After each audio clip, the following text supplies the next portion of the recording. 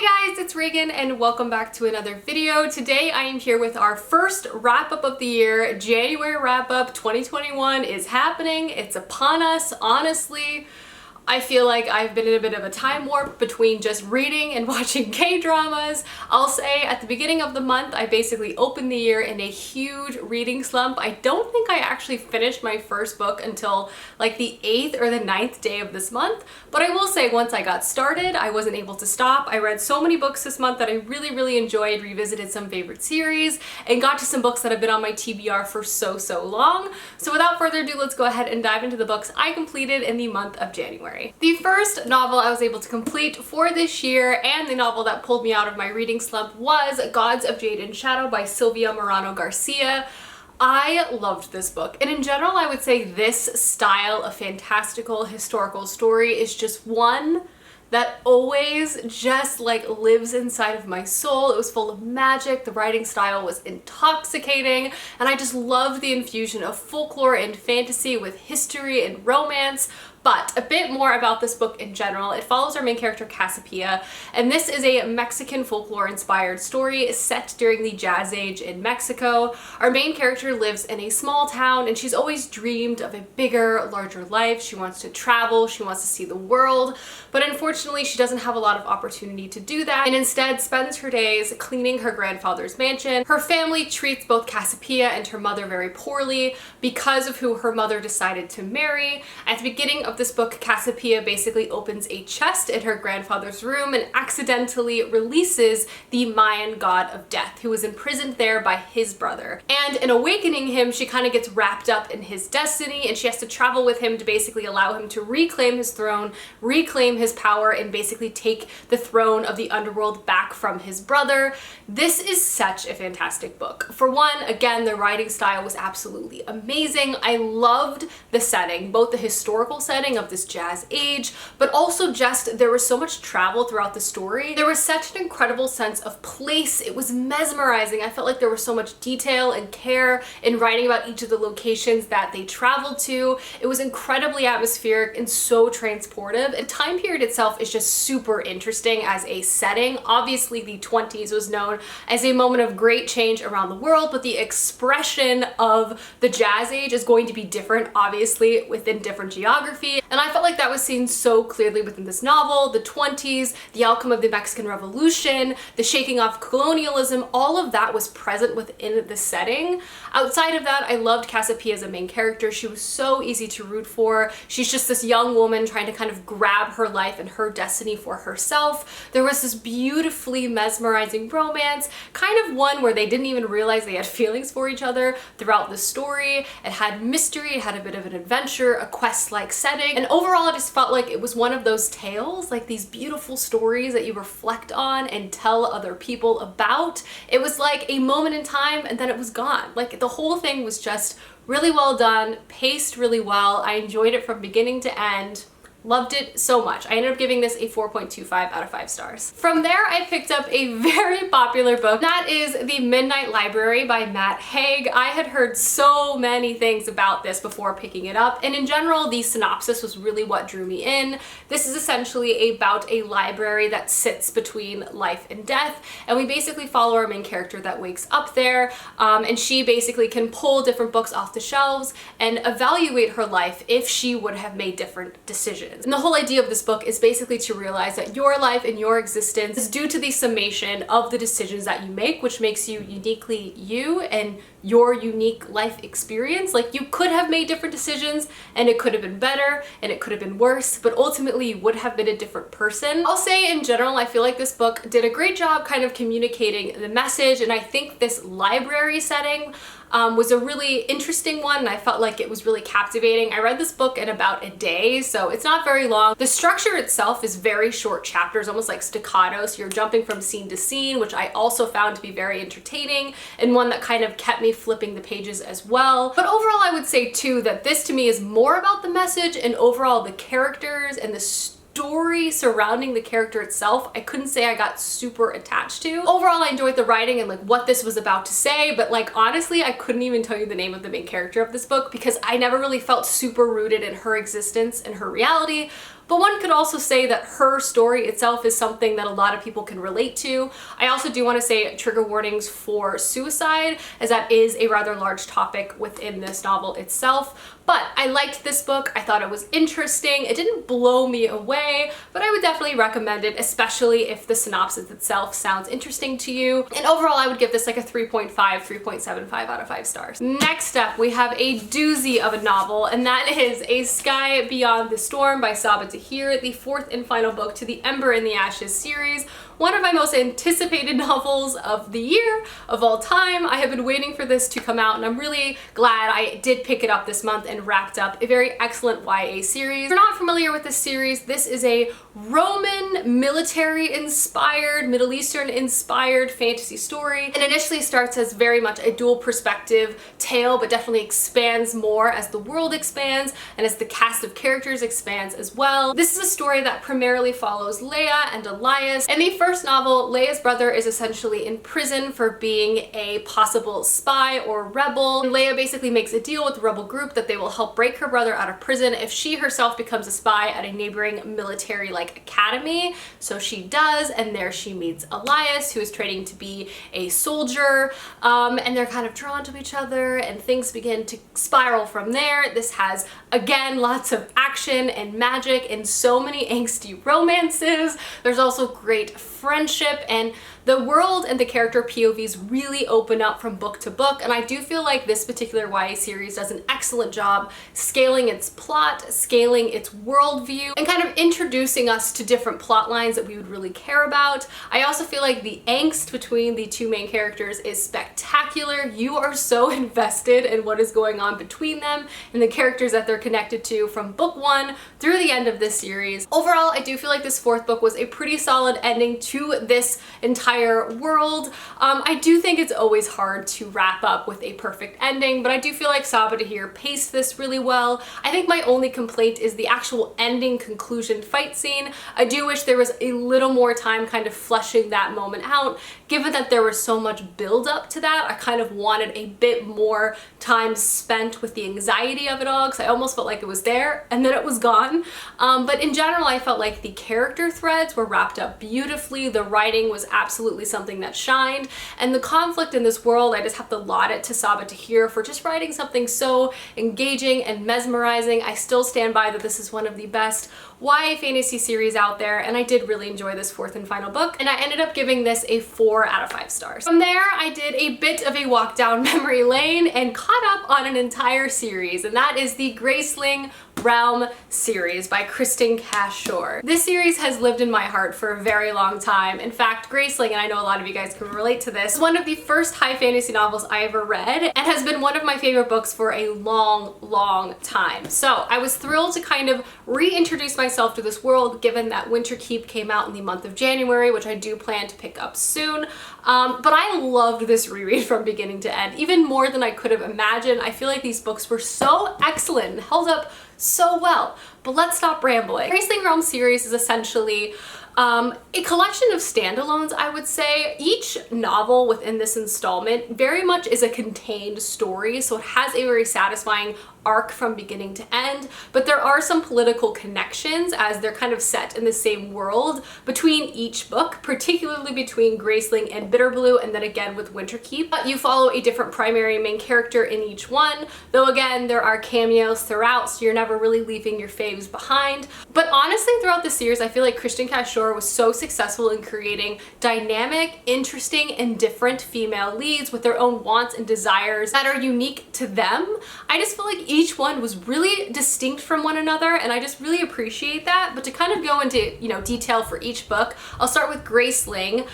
This is the one I probably read the most and remembered the most going in, but this basically follows our main character, Katsa. He lives in the 7 Kingdoms, and in these 7 Kingdoms, magic can manifest itself in something called a grace. A grace basically means an individual has 2 different colored eyes, and they're exceptionally good at something, from baking bread to swimming to holding their breath, and Katsa is very good at killing people. Because of this grace, she's basically used as a political tool by one of the kings within the 7 Kingdoms, and he kind of sends her out on missions. He basically uses her as his strong arm to maintain control and power from the surrounding lords in the area. Katza, however, really struggles with this for obvious reasons, and as a way to kind of counteract a lot of the things that she's forced to do, she's actually created like an underground council that helps people across the entirety of the Seven Kingdoms. Beginning of the story, Katza is on one of those council missions to rescue a king's father from another kingdom that's basically being used as a pawn to likely start a conflict or a war between many of the kingdoms. When she's there trying to do this duty, she runs into Poe, who is also this man's grandson. And from there, they basically go on a quest together to try to figure out who is kind of controlling and trying to create a conflict from behind the scenes. This is about magic and like determination and a fight for independence. It has lots of action and has a wonderful romance that is just like so well crafted and done, all about communication and just sharing openly about your desires and emotions. I loved it from beginning to end, and I just really appreciate that this has like a lot of action and adventure but doesn't actually have that much angst, and the romance has such a wonderful foundation. I loved them so much, and I loved the story so much. It had lots of intrigue as well, which I really appreciated, but I gave this a 4.5 out of 5 stars. From there, I picked up Fire from Kristen Cashore. This, I think, has actually been upgraded to my favorite within the Graceling realm series. I just thought this was such an amazing book. But in this story, we follow our main character Fire,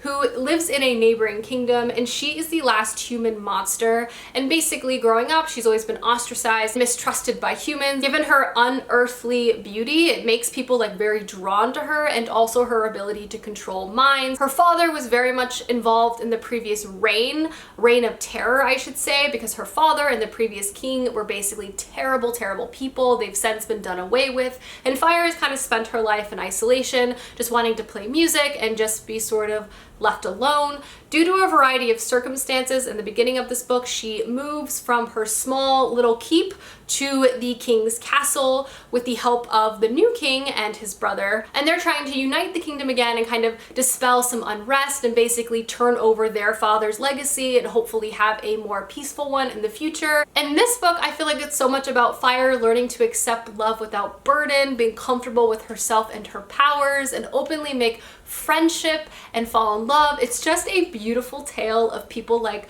learning to love and trust one another. The romance in this one might be my favorite too. Just seeing these two people who have been hurt so much by so many different people like learn to trust again was beautiful. This also had lots and lots of intrigue and action, definitely more like court politics than Graceling, which has a lot more fighting, but it was just so intriguing and lovely from beginning to end. I loved Fire. I gave this a 5 out of 5 stars. And then the last book within the Graceling realm series is Bitterblue by Kristen Cashore. This follows a main character, Bitterblue, who's actually present in Graceling, and she is basically the young queen of the kingdom of Mancia, which is one of the 7 kingdoms that we are introduced to in Graceling. Her father also had a reign of terror, and she's basically trying to heal and confront her father's legacy and basically try to be the best queen for her kingdom. But at the beginning of the story, she begins to realize that some of her advisors are lying to her, and she's not entirely sure why. And she also begins to go on these late night excursions to kind of learn more about her kingdom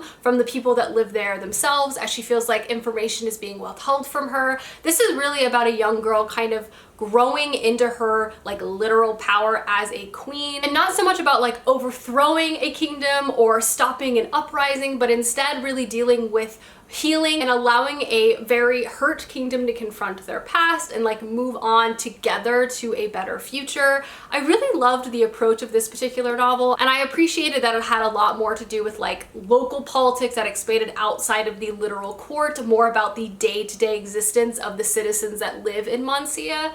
Bitterblue as a main character was really interesting, and this one too had a lot of cameos, which I really enjoyed from beginning to end. And Winterkeep definitely kind of kicks off from this story, so I'm really looking forward to picking up the 4th book, but I gave this one a 3.75, 4 stars. So from my Graceling Realm marathon, I then picked up Pachinko by Min-Jin Lee. This is a book that has been on my TBR for so long, and I am thrilled to have finally picked this novel up.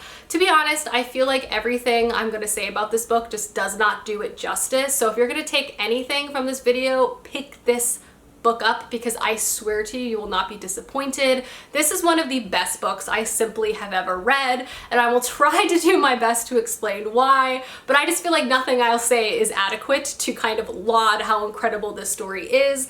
But this is a story that follows 4 generations of a proud Korean immigrant family who moved from Korea to Japan at the turn of the 20th century. We primarily follow our main character Sunja throughout her entire life, but through her we also get to know her husband, her lover, her children, their wives, their children, and a bunch of other connected individuals to this family. Through Sunja and her family, we get a very deep and intimate view into their lives, their struggles that are also reflective of not just them, but of so many different Korean immigrants and Korean citizens during this time. It's a story of love and sacrifice and family and just suffering in so many ways. Just the lengths at which this family will go through to help and protect each other is so beautiful, but there's also so many different heartbreaking scenes as well. And then obviously encompassing throughout this entire story is the discrimination and the racism that this family faces as they live in Japan, as well as the legacy of so many different historical events, from the colonization of Korea by Japan, World War II, and this feeling of trying to find home and a place in which that's not their homeland, as well as maintaining cultural identity for many of these individuals who haven't even ever been to Korea before. Honestly, this is just a stunning book from beginning to end, from the writing style, from just the care that the author had in crafting this story. You feel rooted in this family and their love for each other. You feel rooted in their tragedies and their struggles. The characters are complex and dynamic, and it will just make you smile, it'll break your heart. I loved this from beginning to end, and I implore anyone and everyone to pick this book up because 5 out of 5 stars, truly one of the best books I personally have ever read, and it's inspiring me again to pick up more historical fiction. I'm glad I started out with such an incredible story at the beginning of the year. Definitely inspired me to read more stories like this throughout the rest of 2021. And the last book I have to talk about is The Way of Kings by Brandon Sanderson. I am making my way through this series with my reread at the beginning of this year.